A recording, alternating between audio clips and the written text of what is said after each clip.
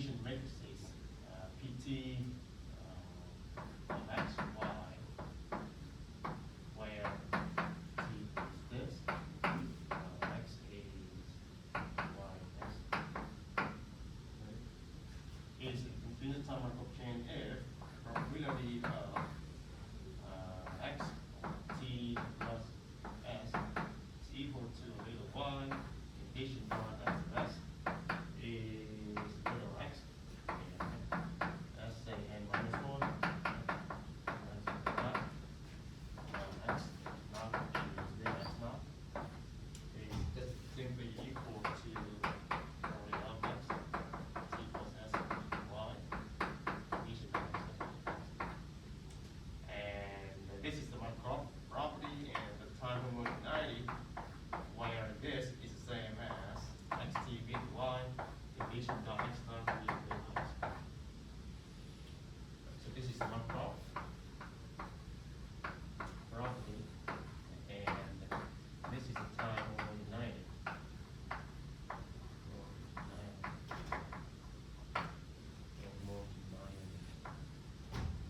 Okay. So maybe just a note that. So here a note that. Of course, this is equal to PT X Y. PT X Y. So note that actually the P naught X. Sorry, you say the P naught here is just the identity matrix. The identity matrix.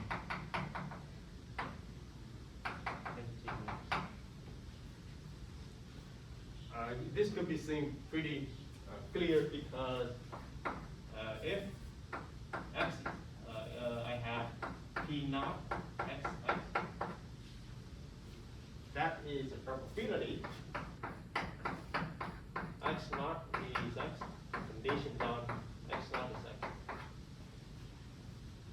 And that probability is 1, right, obviously.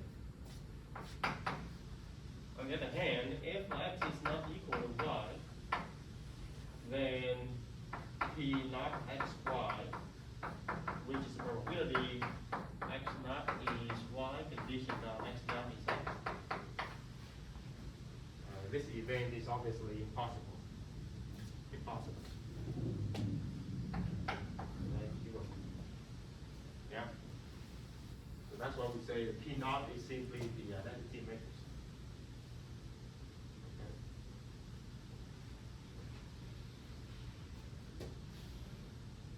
How about the PT though? We will see later on.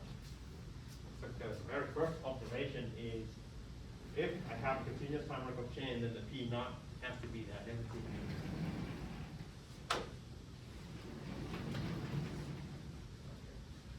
For instance, so let me go back to the Poisson process example.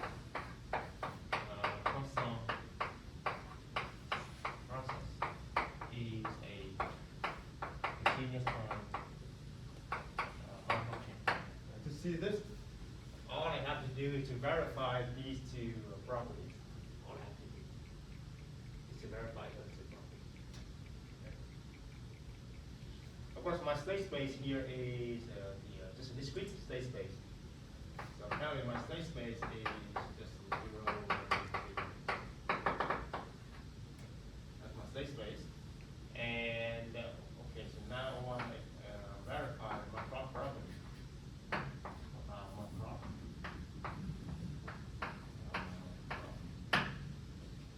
I want to show probability of and t. What do we want to show? T plus s is equal to a j conditioned on, and s is equal to an I, and s n minus 1 is I n minus 1 naught, and s naught is I naught.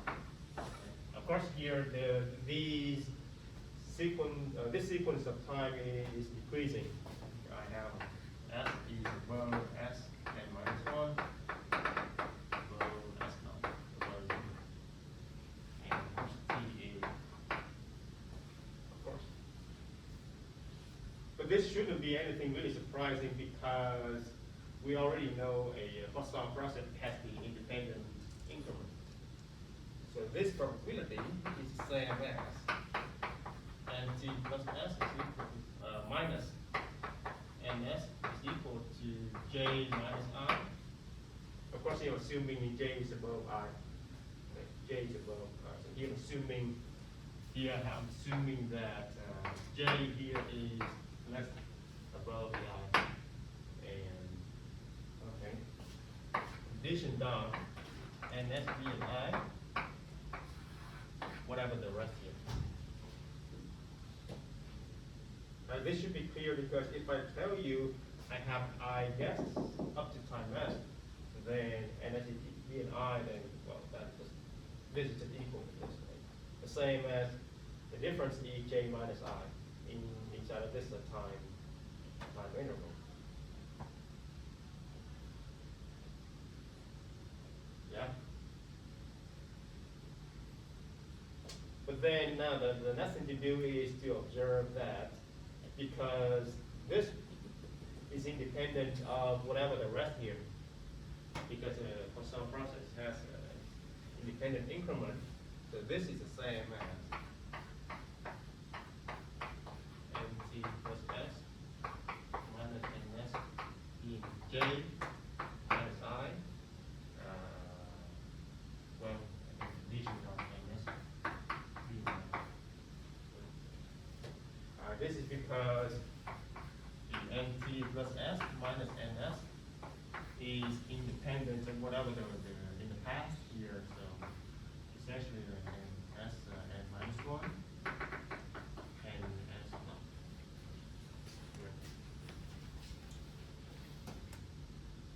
And then well, and then we just have to go back to the nt plus s, so which is the same as nt plus s. This is well. I guess this is j addition on and that's one. So that is one place, right? Okay.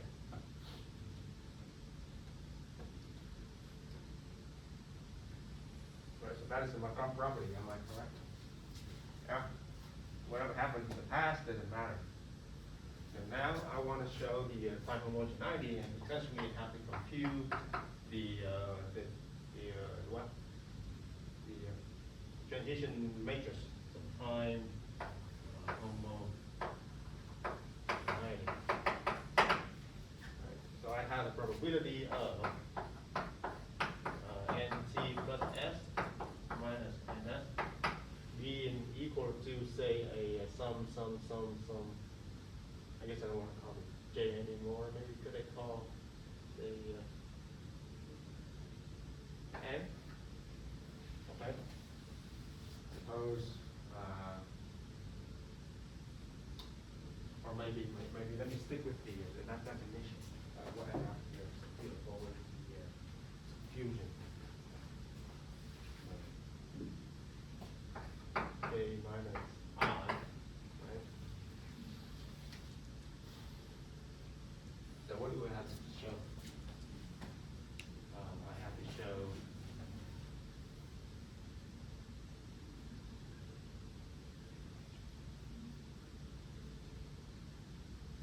maybe let me stick with that one. Lesion done, and that's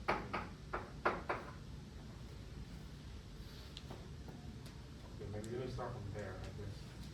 So this is equal to, well, I can even get rid of that conditional probability.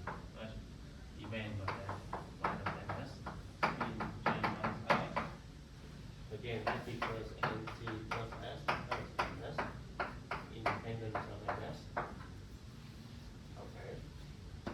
And so this is just a Poisson. To note that this is a Poisson distribution with the rate lambda t. The rate being the difference. So that is equal to e to the negative lambda t, and I have j minus I raised to the power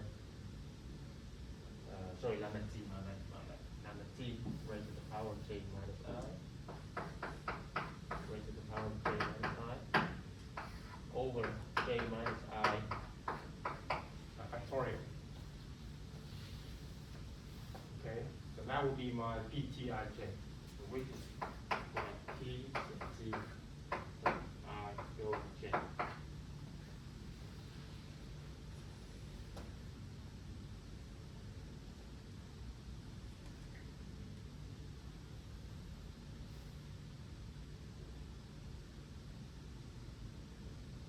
So note that this is the PTIJ for J is greater than I. If J is less than I, then that is identically zero. So note that. Note that. If what I is above J, then PTIJ is zero. This because for the Poisson process, you always go up. I do not go down. Right? So the number of the guesses always increasing up. So, but this should be clear, right? For real, let's say xt plus s being j condition on s being I. This is impossible. If I is above j, number of the guesses always increasing. So number yes. Increase.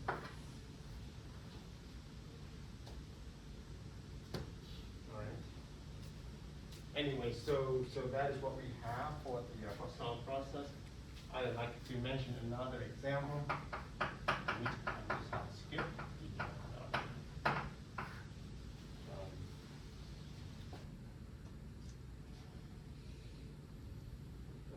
So suppose I have a Poisson process, NT a Poisson process, independent of, I have a Yn, a discrete Markov chain. Okay? So I have two different processes. One is a Poisson process, independent of a Yn in a discrete Markov chain. And so if I denote by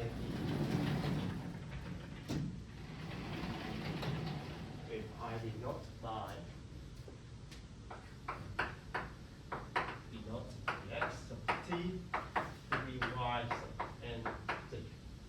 All right.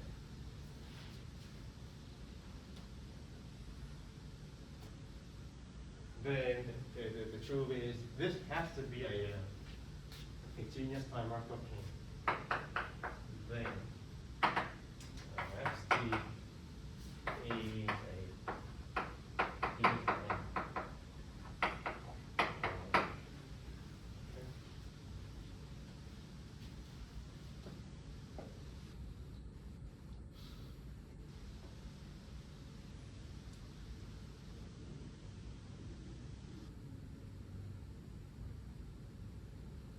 for the proof of this, I will just refer to either textbook or the lecture notes.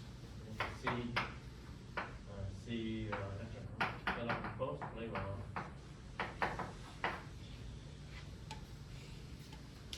And the last theorem in this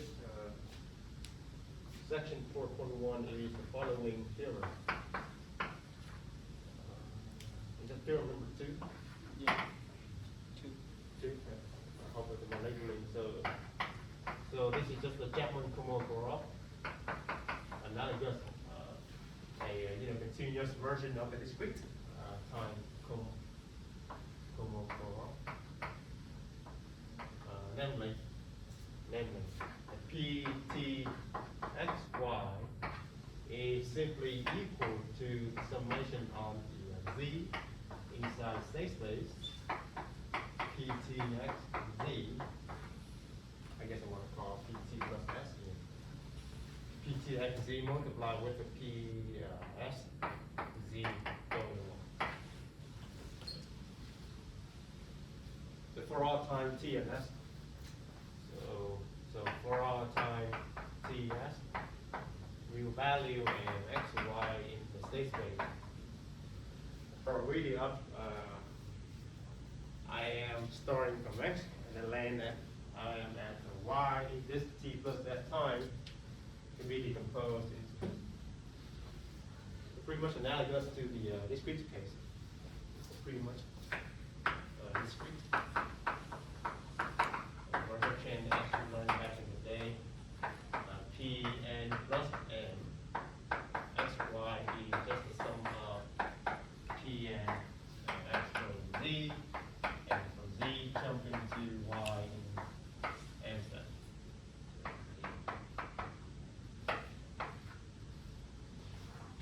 But of course here we have a continuous notion, but it's just singular. So, and the proof this is just starting from the Markov property right there. To see this maybe for the sake of completeness, maybe for the sake of completeness. This shouldn't be anything difficult. Pt plus s, x, so y is equal to x, t plus s is equal to little x, conditioned on, sorry, equal y, conditioned on x not being little x.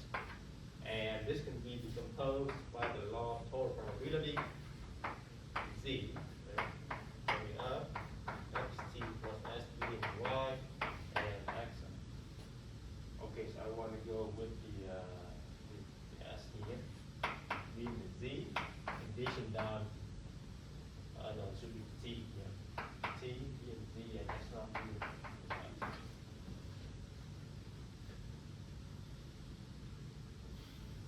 And of course now I can condition on these two together. So condition of probability, that is equal to xt plus s is y, conditioned on what? I have xt being z, x naught being x, multiply with,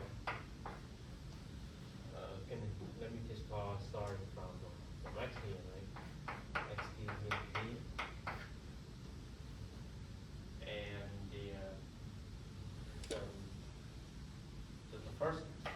This term here is my pt xz, and that term, because of the Markov property, whatever before time t doesn't matter, so I'm left with just conditioning on this, right?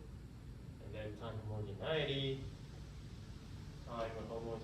will give me, you know, so I guess sum of probability x, what?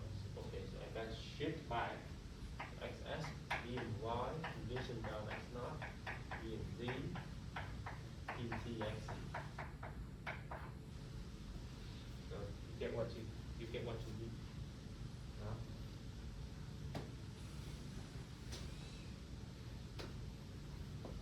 It shouldn't be anything really surprising. Okay.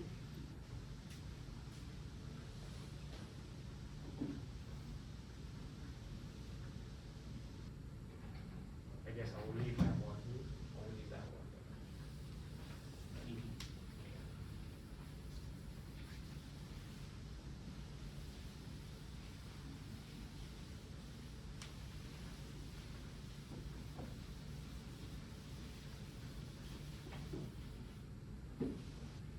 Oops. So the next piece, let me move on to the section 4.2.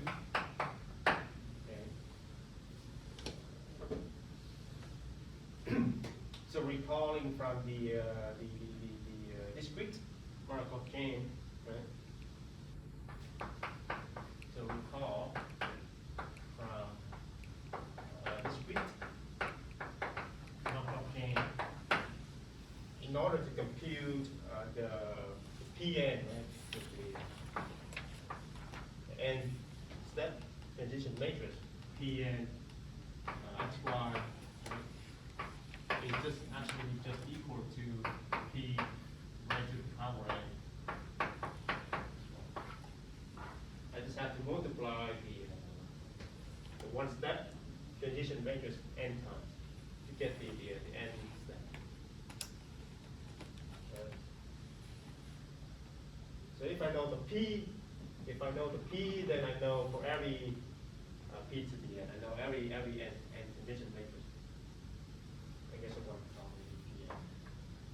In other words, P's and P's determined through the negative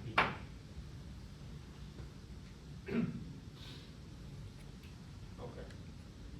But apparently for the continuous time, we don't have such a notion. We don't have such a notion like you take a P and you raise to the power of T. That doesn't really make any sense. However, not the following, but the observation that I want to mention here is observation. For a continuous time mathematical chain, right? Suppose the following. Suppose the PT is known for all t inside of a small time interval, say from 0 to t naught. All right? Okay. Suppose PT is known for every time t inside of that, say, small time interval. And then PT is known for all time t.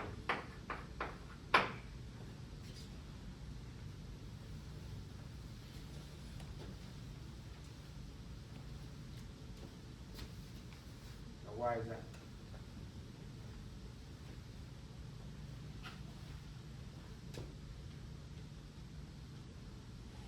So how do you suppose it give you PT for every t between that small time interval? So how do you compute all the PT?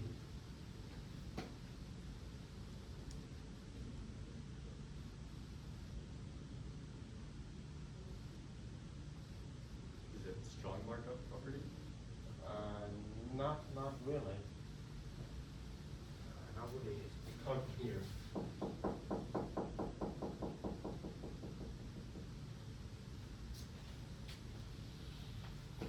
For instance,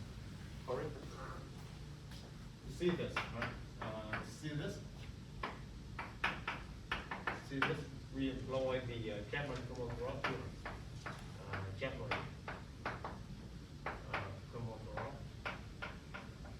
Okay. So for instance, so let me consider a time t. Let me consider a time t inside of the interval t naught and 2 t naught. Okay. I claim that I know the PT for all t inside this interval. And inductively, I can cover the whole positive field line. You see this is so I have PT, right? PT is just equal to, according to German chromophore, it will be like P, let's see. So I guess I want to go with P, well, let me sketch it out here. 0, T naught, 2 T naught. Suppose I have a T right here, right?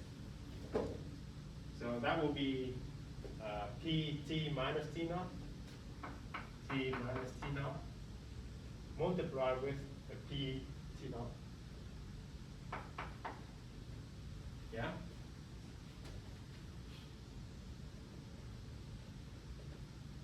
And of course, because this is known, because T minus T naught is just it's just between 0 and T naught. T minus T naught is between 0 and T naught. Right? And so these two matrices are known. So I just take the product, get the PT for T between this time interval. And similarly, once I know from T naught to 2 T naught, I just have to do inductively. Right, from 2 T naught to 3 T naught, and so on, all the way to infinity. So basically I know PT for everything. And so I guess for the second completeness and the inductive line.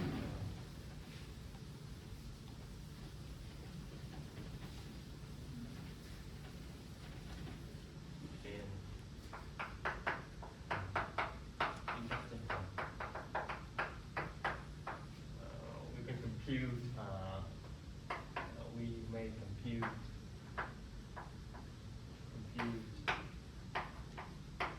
PT for T inside of, let's say, n minus 1 T naught and n. Right.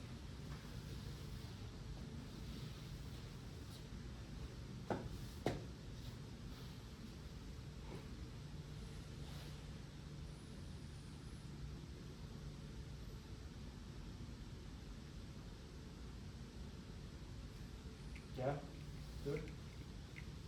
Is that clear on the induction?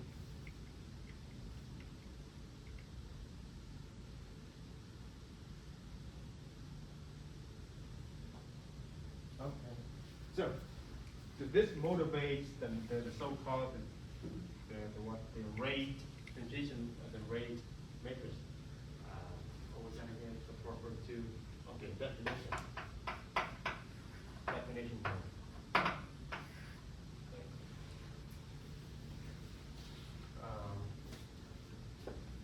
The definition one. So let me define.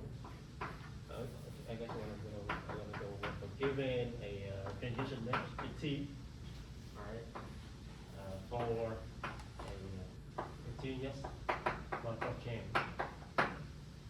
Let me define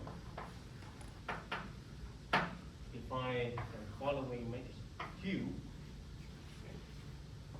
to be the limit of PT minus P naught as T goes to 0 over T. Right?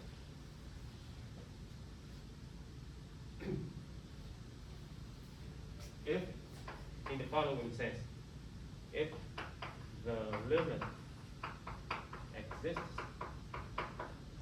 n3y, alright? If the limit exists n3y, that means I take every entry, I compute the limit, and if the limit exists for every location then I'm gonna call Q to be that. I'm gonna give it name. Okay? In other words, for all xy in my state space, Q xy is defined to be the limit of PT xy minus P naught xy divided by T as T goes to 0. Okay? If the limit exists, provided, of course, provided. Limit. Right?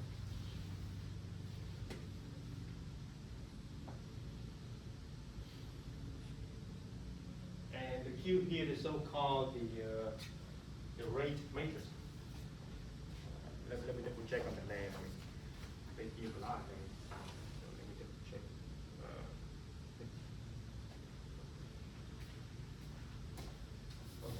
So Q, in particular, Q xy is called the jump rate. Let me put that in quote. From x to y. I haven't explained the jump rate yet. I will go get to that. But for now, just let me write down the terminology.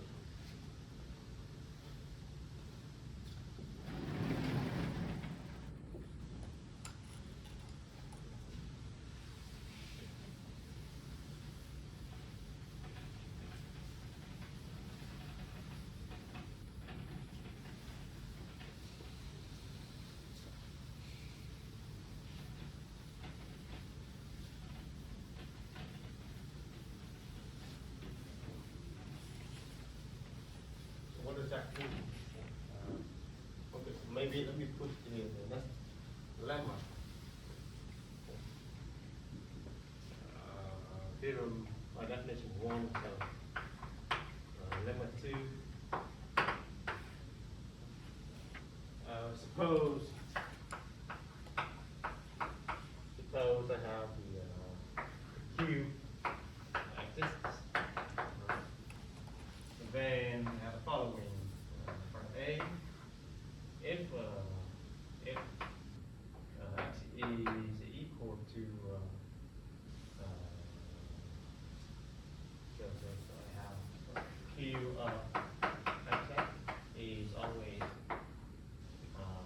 non-positive, and for x not equal to y, q of x, y is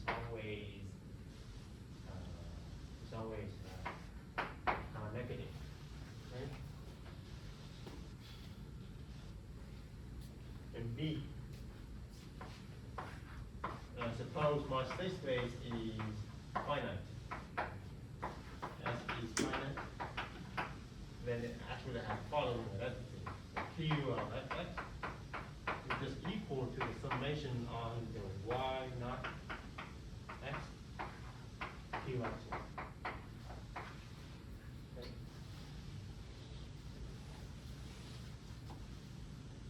Part A. Okay, so why do we have a part A here?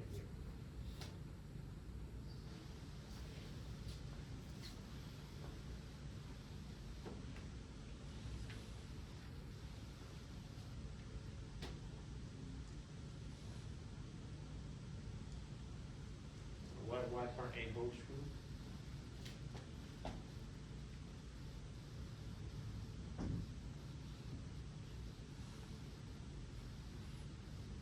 So I have a limit, right? So q x x. You see this, so let's write it down. I have a q of x x. By definition, it is just equal to the limit of pt x x minus p naught x x divided by t. By definition. What can I say about the p naught? One. It's 1, right? That is just 1. Limit pt x x minus 1 over t to 0, of course. Apparently, the pt is just a probability number, and so it has to be less than 1 for sure. So this ratio is always non-positive. So this ratio here, right? So this ratio is always non-negative. And so the limit, if it exists, we have to be a non-positive number. Okay.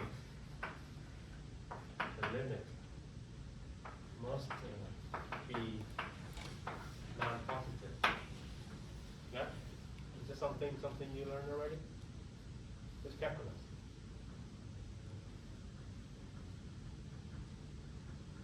If I have a sequence of a non-positive number converging to a limit, then the limit has to be a non-positive as well. Similarly, concerning the q x y, right, it is equal to the limit of pt x y minus p naught x y over t.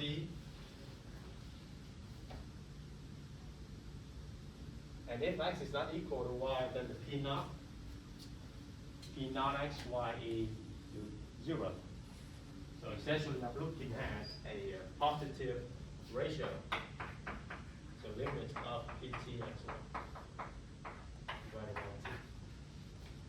Because I have p naught x y is 0 if x is not equal to y. And apparently, if I have a positive fraction affecting limit, then the limit has to be non-negative. So hence the limit has to be non-negative.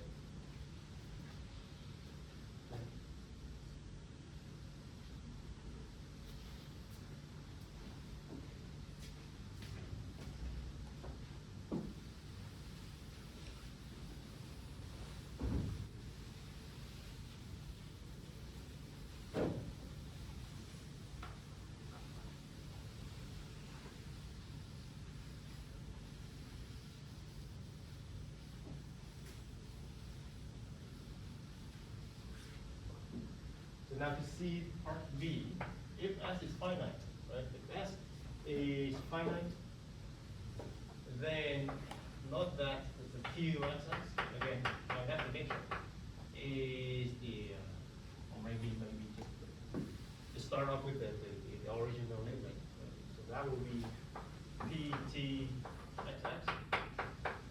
minus 1 over T. because one is just equal to PT and xx minus summation on PT x z, z and s.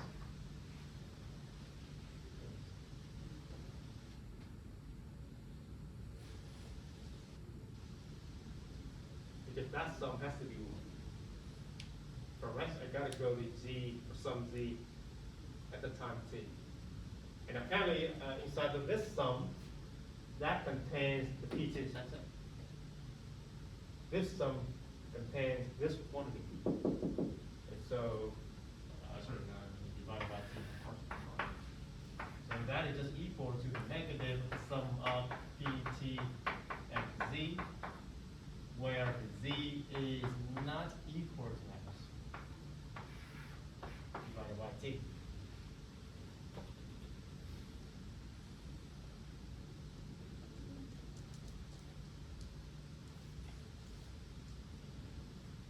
And now, because I know this sum here is finite, so I can interchange the sum and the limit.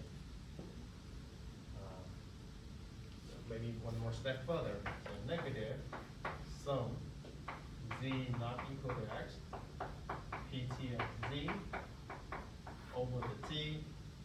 If I take the limit, right, take the limit, this going to q of xx.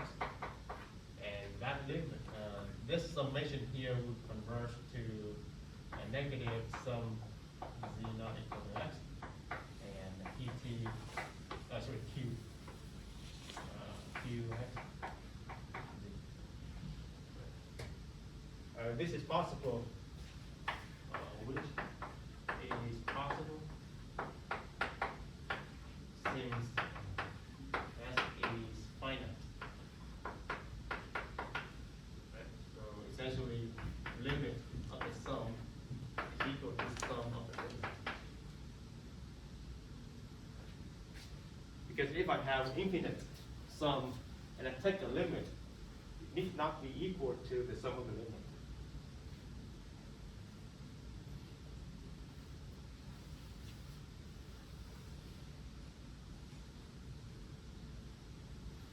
So note that this is just for the sake of the illustration, but if s is infinite, then under more regular, more advanced condition, you still have the same equation.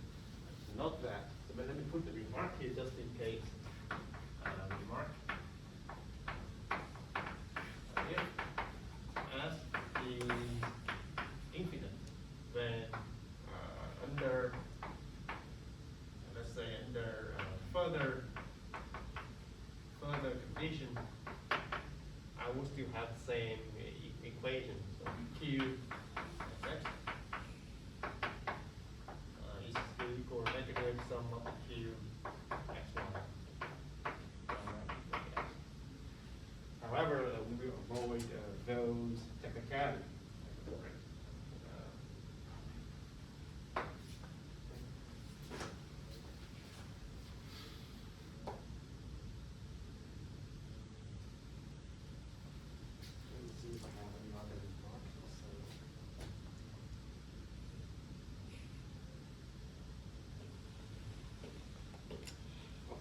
So maybe one last piece is, it is also possible,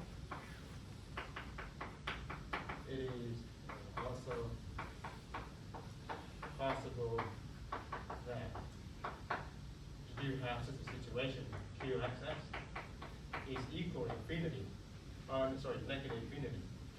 Okay. So instead of a negative number, you may have a negative infinity, but we will not consider those situations.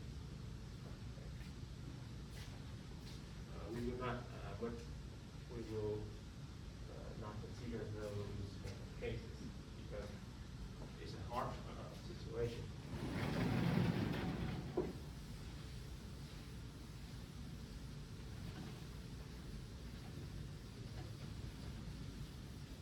But we will consider those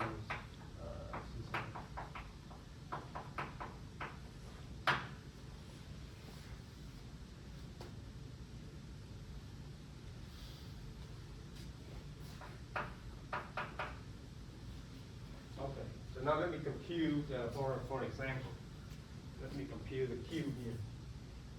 For example.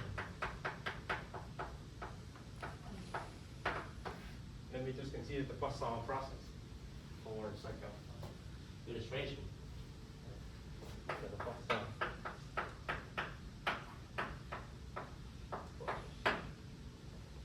I want to compute the if. So one case, if consider the Q of maybe call I sub I. Okay. So that is the limit of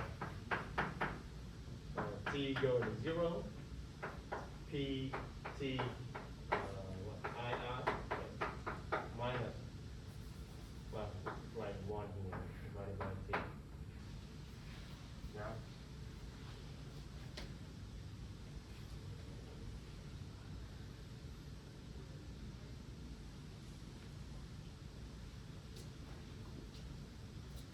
so what is the PTII for the Poisson process?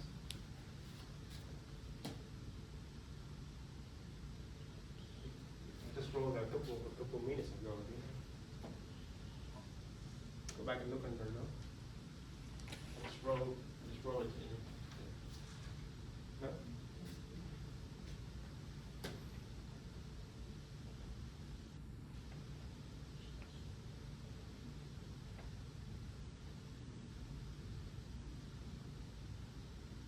E to the negative lambda t.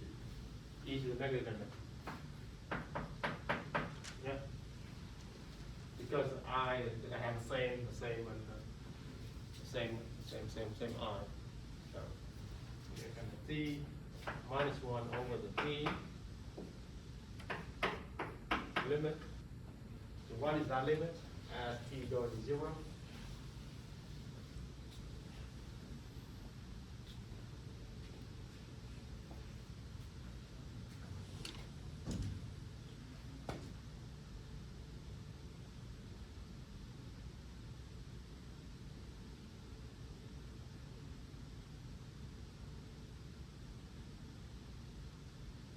Is it Taylor expansion to?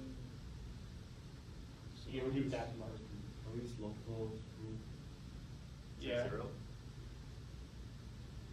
0? Not really. It's actually the derivative of that function. Evaluate at 0.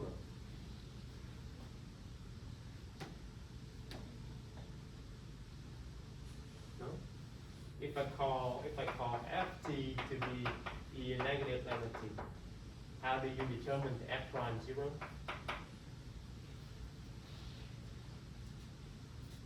Isn't that how you determine it?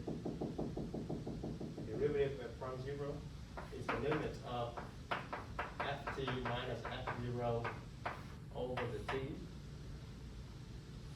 Yeah, ft goes to 0. Which exactly this? F0 is 1.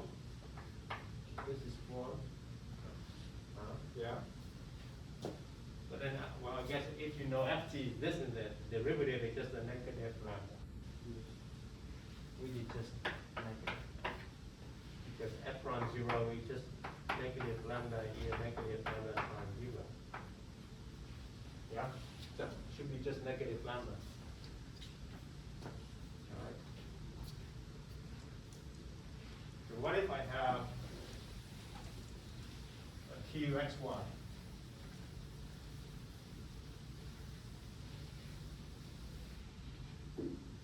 So the first thing is, what is the, if I is above the j, right?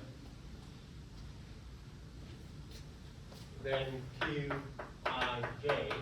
is ptij minus a p naught, right? So which is 0. And then my t is 0. What is ptij when I is greater than j? 0. Is 0, right? This is also 0. So apparently this is 0. And lastly, if I is j, then ptij over the t, right? So I should say minus 0 here is equal to e negative lambda t, and I have what? Lambda t raised to the power j minus I over j minus I factorial, and I multiply by, I divide by the t over here, right? So now take t to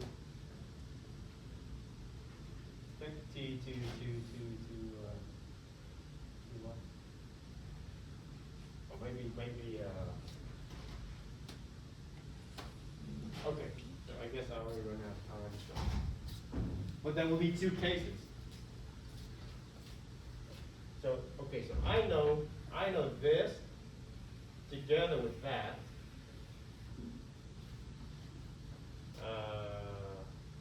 Well, I guess I should be careful here.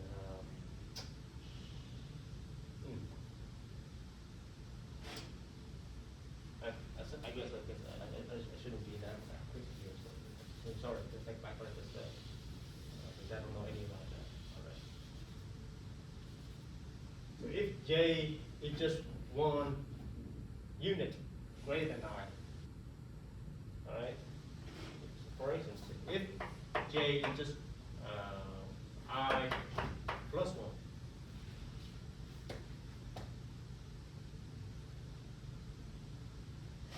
then this t here will be cancelled with this t. Because j minus I is just 1. Alright? Then the t here will be cancelled with this t. So the limit is just it's a number. Because I don't have the graph from the t at the denominator. But that's one case. But what if j now minus I is at least 2? And actually the whole fraction has to go to 0. Just some analysis. Just some analysis. For instance, think about it, suppose b and 2, let's say. If this is equal to 2, right, then this will be 2. So you have 2t at the top, 1t at the bottom. So get rid of 1t. I'm left with just like what? E negative lambda t, lambda squared times t over whatever the crap at the factorial here, just some number. But take t to 0, right? The t here will beat the whole fraction because that is going to some constant. So the limit has to go to 0. If j minus I would be equal. Similarly for higher units. So the only difference is when j minus I is 1. If you get something else, you get something non-zero. Okay. Anyways, just go home and try to write it down.